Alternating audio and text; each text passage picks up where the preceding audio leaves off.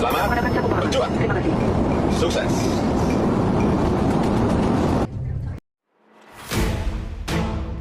To address the assembly. Effort that strengthens this great institution. 地区和全球层面产为发展路领的样板。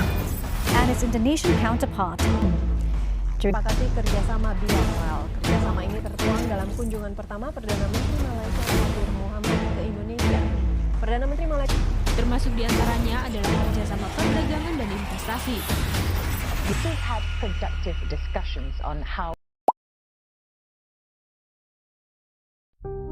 Kerjasama internasional adalah hubungan yang dilakukan antara satu negara dengan negara lainnya dengan memiliki tujuan bersama dan saling menguntungkan. Setiap negara tidak mungkin bisa memenuhi kebutuhan pemerintah dan warganya sendiri. Hal itulah yang menyebabkan tiap negara melakukan kerjasama agar masyarakatnya sejahtera. Kerjasama internasional dapat terjadi antara dua negara, satu kawasan maupun lebih. Kerjasama internasional harus dilakukan berdasarkan ketentuan-ketentuan yang telah disepakati oleh negara yang saling bekerja sama.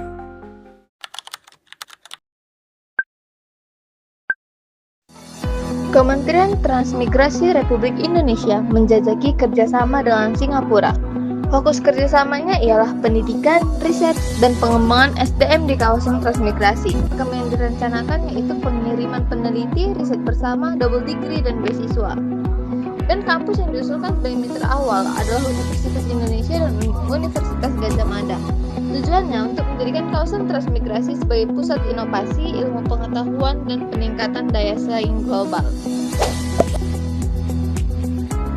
Dan menyelaraskan kembali batas-batas navigasi udara melalui perjanjian yang ditandatangani pada 25 Januari 2022. Perjanjian ini bersifat seimbang, tahan lama, dan saling menguntungkan bagi Singapura dan Indonesia, dan akan berlaku pada saat kebersamaan. Para pemimpin kedua negara merilis pernyataan tentang perjanjian kerjasama pertahanan atau Defense Cooperation Agreement atau DCA, yang memungkinkan Angkatan Bersenjata Singapura untuk terus melakukan pelatihan dan latihan militer di Indonesia.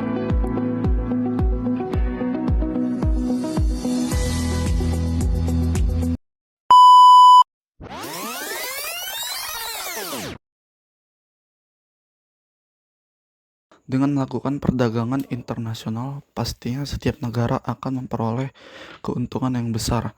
1. Meningkatkan pertumbuhan ekonomi. Perdagangan internasional mengarah pada efisiensi dan efektivitas barang atau jasa antar negara, sehingga mereka dapat saling membantu untuk memenuhi kebutuhannya, serta memilih proses produksi yang lebih cepat untuk menghemat waktu, biaya, dan meningkatkan harga jual. 2. Membantu dalam memperoleh keuntungan secara internal dan eksternal. Kebijakan perdagangan internasional ini tentunya ditunjukkan untuk mendapatkan keuntungan secara internal dan eksternal. Jenis keuntungan internal yang dirasakan adalah keuntungan yang dimiliki perusahaan seperti keuntungan dari pesanan besar barang atau jasa dari luar negeri. Manfaat eksternal sebaliknya adalah manfaat spesialisasi yang diperoleh melalui kegiatan internal yang digunakan untuk meningkatkan efisiensi penggunaan faktor produksi. Tentu saja negara yang bersangkutan dapat merasakan keuntungan internal. Jadi ada hal-hal dalam bisnis yang saling menguntungkan. 3. Memperluas jangkauan pasar. Keuntungan selanjutnya dari perdagangan internasional adalah semakin luasnya dan meningkatkan jangkauan pasar. Hal ini dilakukan untuk berproduksi secara optimal tanpa takut overproduksi dan jatuhnya harga jual. Dengan perdagangan internasional, pengusaha dapat menggunakan mesin produksinya secara optimal dan menjual stok produknya ke luar negeri dan dari produktivitas yang tinggi inilah yang mampu meningkatkan pendapatan dan perusahaan bisa menjual persediaan produknya tanpa khawatir kelebihan produksi, sehingga menyebabkan penurunan harga produk dan jasa yang dijual. 4. Meningkatkan devisa negara. Keuntungan dari perdagangan internasional adalah peningkatan nilai tukar atau devisa negara. Caranya melalui perdagangan dengan cara mengimpor dan mengekspor barang-barang dalam negeri ke luar negeri dan sebaliknya.